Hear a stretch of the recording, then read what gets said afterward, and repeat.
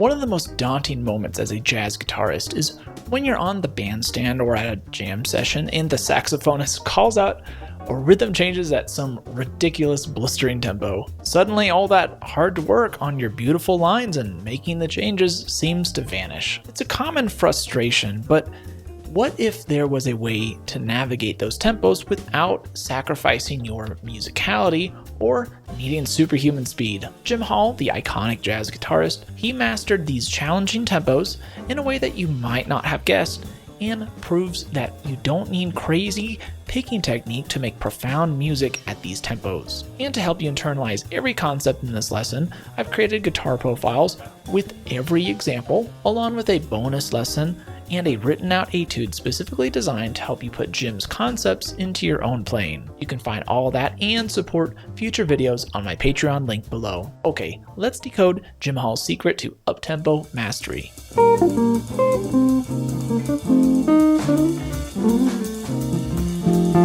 Okay, so the first ingenious method Jim shows us for tackling those burning tempos, it's so simple that often I overlook this myself on the bandstand.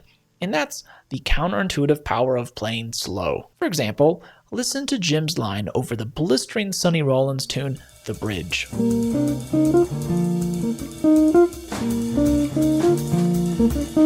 If you listen to it by itself, you might think it's just a normal medium tempo line. But when you hear it over the actual recording, you realize it's played at a dizzying pace. The secret? Well, what happens if we play this exact same line at half the tempo?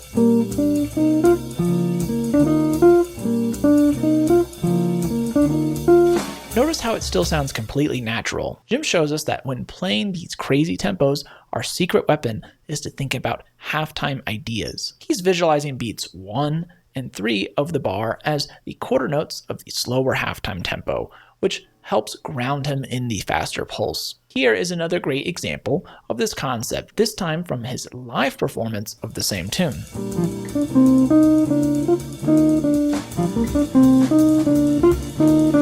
Here again, Jim is playing an idea that is firmly grounded in beats 1 and 3, which could easily be felt in halftime.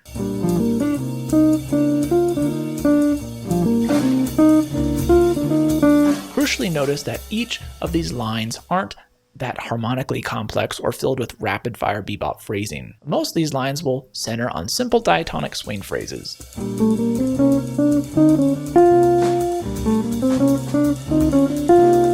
Or elegant blues scale ideas based around the key of the tune.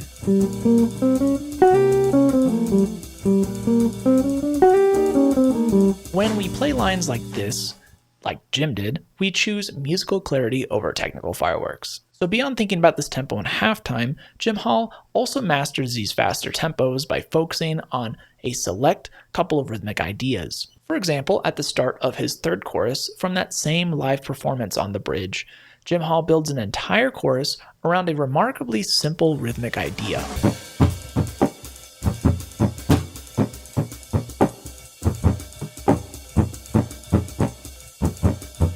He then develops variations of this, but the core rhythmic pulse remains. We can use this exact same powerful approach to create very powerful, coherent ideas simply based around a strong, memorable rhythm. For example, we could play this rhythm just down a scale. For this example, let's just use a minor pentatonic scale.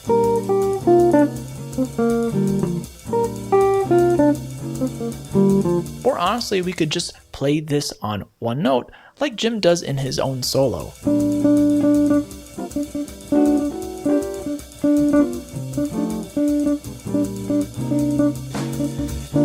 Thinking about simple rhythmic anchors gives his solo incredible forward drive without relying on endless streams of notes. Continuing on with Jim Hall's unique rhythmic approach to fast tempos, one of the most powerful rhythmic tools he and many other great players used to master these kinds of speeds is what's often called the Big Three. This is a clever rhythmic device where we play 3 notes across the span of 4 beats.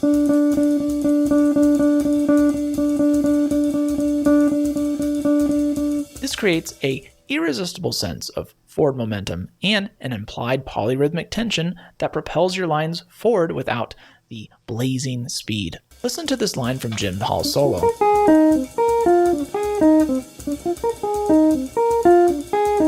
Notice how he perfectly integrates the big three using just these easy to play triad shapes on the guitar.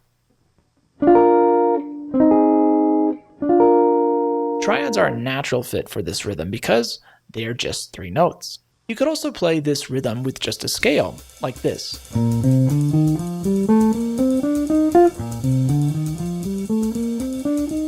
Mixing these big 3 rhythms with more basic rhythmic cells we discussed before creates incredibly interesting and deceptively easy to play lines.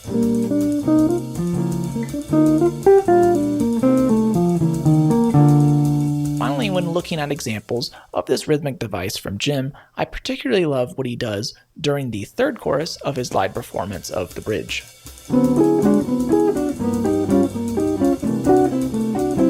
Here he also employs the big 3, but in classic Jim Hall fashion, he uses this rhythmic framework to create whole tone dominant chord lines using guitar shapes.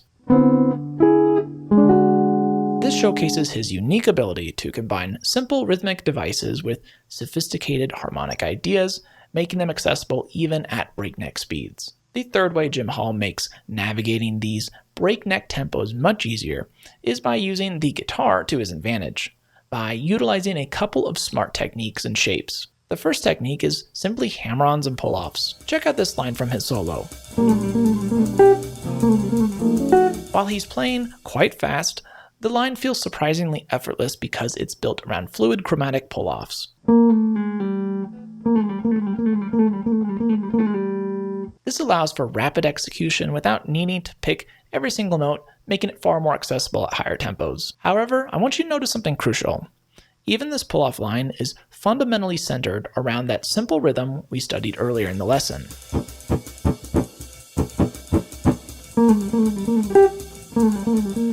This once again proves that, for Jim, his rhythmic concept comes before anything else at these speeds. One way you can practice this is by doing chromatic pull-off approach lines to various chord tones over the chords you are playing over. You could simply focus on beats 1 and 3 to ground yourself. Or try a variation of this by including a chromatic hammer-on before the pull-off line, adding a little extra flourish. Here's a quick example of a way to use these hammer-ons and pull-offs with some of our other concepts. The second guitar-specific device that Jim uses to make these tempos easier are his simple yet incredibly effective sweep arpeggios. For a deep dive into sweep arpeggios in general, make sure to click the video in the corner of the screen. In summary, for Jim, these are just arpeggios that he plays by sweep picking across the strings, much like you would strum a chord, but with precise articulation so the notes don't ring together. Check out Jim's easy sweep shape.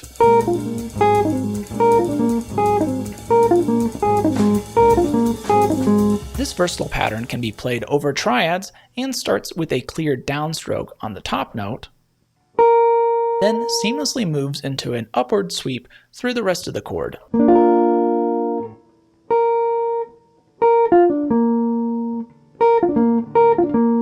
Starting this sweep shape consistently on a downbeat, as Jim does, truly makes it easy to play and helps you feel grounded and centered within the beat and time, even at these faster tempos. Here's an example of using this in a line.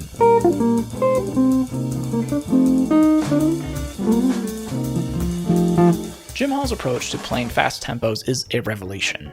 He teaches us that true mastery isn't about blistering speed, it's about musicality, rhythmic clarity, and intelligently utilizing the guitar to your advantage. Alright, I want to thank you so much for watching this lesson about Jim Hall's secrets to blistering tempos. If you want to see more Jim Hall videos, then make sure to check out the video description below for a couple more of his concepts. Also remember that I have everything written out on my Patreon for every example, along with a bonus etude and the drum track that you heard on this lesson if you want to practice along to this blistering tempo. And on the note of Patreons, I want to give a shout out to those Patreons. Without you guys, none of this is possible, and I truly appreciate your support. Thank you. Alright, that's it for this lesson, and until the next one, remember to always keep swinging.